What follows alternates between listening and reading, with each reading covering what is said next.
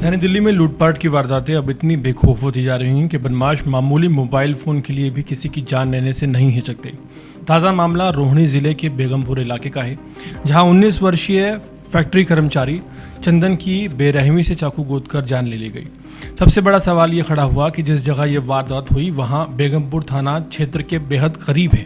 ऐसे में ये सवाल उठना लाजमी है कि क्या अब थाने के आसपास इलाकों में भी पुलिस की नियमित गश्त नहीं हो रही है। अगर गश्त प्रभावी होती तो क्या बदमाश इतनी आसानी से इस वारदात को अंजाम देकर फरार हो पाते।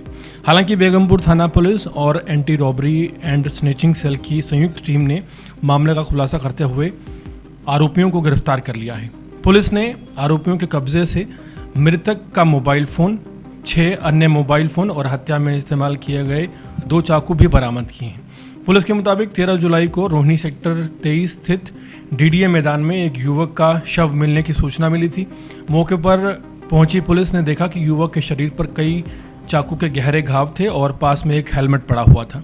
जांच में मृतक की पहचान रिठाला गांव निवासी 19 वर्षीय चंदन के रूप में हुई। चंदन पास ही की एक फैक्ट्री में काम करता था और ड्यूटी खत्म कर अपने घर लौट रहा था, लेकिन उसे अंदाज़ा भी नहीं था कि रास्ते में उसकी मुलाकात ऐसे बदमाशों से होगी जो कुछ रुपए और मोबाइल के लिए उसकी ज़िंदगी उससे छीन लेंगे। मामले की गंभीरता को देखते हुए एसएचओ राजीव रंजन और इंस्पेक्टर प्रमोद कुमार के नेतृत्व में पुलिस टीम बनाई गई। घटनास्थल के आसपास लगे सीसीटीवी कैमरों की फुटेज, टेक्निकल साक्ष्य और मुखबिरों से मिली जानकारी के आधार पर पुलिस ने आरोपियों तक बहुत जल्द पहुंच बनाई। गिरफ्तार आरोपियों की पहचान कहना चौहान, गिरीश जो कि दोनों बुध विहार के रहने वाले हैं, अमृत जो कि प्रहलादपुर का रहने वाला है, अकबर जो कि मांगेराम पार्क का निवासी है और अमन जो कि मंगोलपुरी का रहने वाला है। इन 5 आरोपियों के रूप में हुई है। पूछताछ में आरोपियों ने कुछ खुलासा किया है, वो और भी चौंकाने वाला है। पुलिस के मुताबिक घटना वाली रात सभी आरोपी एक साथ बैठकर शराब पी रहे थे। कुछ समय बाद उनके पैसे खत्म हो गए। इसके बाद उन्होंने फैसला किया कि किसी राहगीर को लूटकर शराब के लिए पैसे जुटाए जाएं।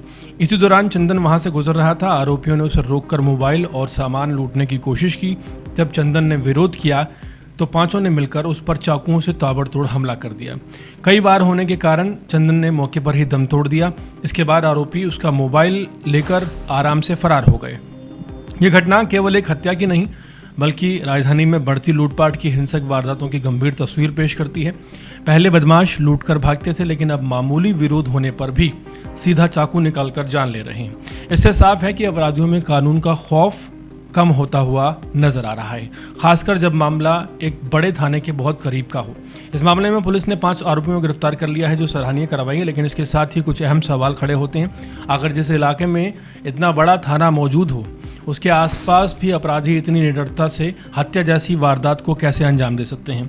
क्या जो गश्त है, पेट्रोलिंग है, वो पर्याप्त नहीं है? क्या संवेदनशील इलाकों में पुलिस की मौजूदगी और बढ़ाने की ज़रूरत है? चंदन अब इस दुनिया में नहीं है। वो हर रोज़ की तरह मेहनत करके अपने घर लौट रहा था, लेकिन घर पहुंचने से पहले ही अपराधियों की दरिंदगी का शिकार बन गया। एक मोबाइल फ़ोन की कीमत एक परिवार के बेटे की जान बन गई। ये घटना दिल्ली पुलिस के लिए भी चेतावनी है कि केवल वारदात के बाद आरोपियों को पकड़ना ही काफ़ी नहीं है, बल्कि ऐसी घटनाओं को होने से पहले रोकने के लिए रेगुलर गश्त और निगरानी बहुत ज़्यादा ज़रूरी है।